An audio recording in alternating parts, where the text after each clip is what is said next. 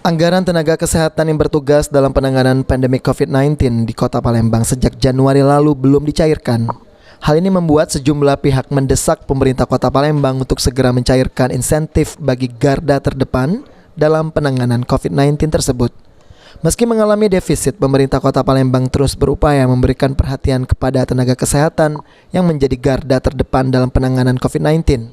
Pemkot menganggarkan dana sebesar 15 miliar rupiah untuk insentif tenaga kesehatan Kota Palembang. Belum dicairkannya insentif ini karena BPKAD masih menunggu input data dari Dinas Kesehatan Kota Palembang. Pemkot berjanji akan segera mencairkan insentif tenaga kesehatan.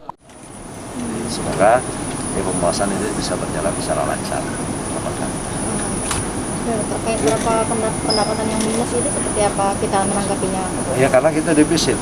Ya makanya kita kan defisit karena kita pandemi terkait dengan pendapatan yang sudah beberapa kali kemarin di 2020 kita pusing, kemudian di perubahan kita anggarkan, tetapi inilah kondisi.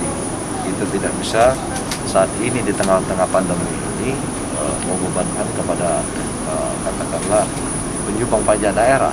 Ya. Nah, mereka juga Pembebanan insentif yang dikembalikan ke daerah membuat pemerintah Kota Palembang juga harus menyesuaikan pembayaran dengan kondisi keuangan daerah yang mengalami defisit. Aprianto, PAL TV.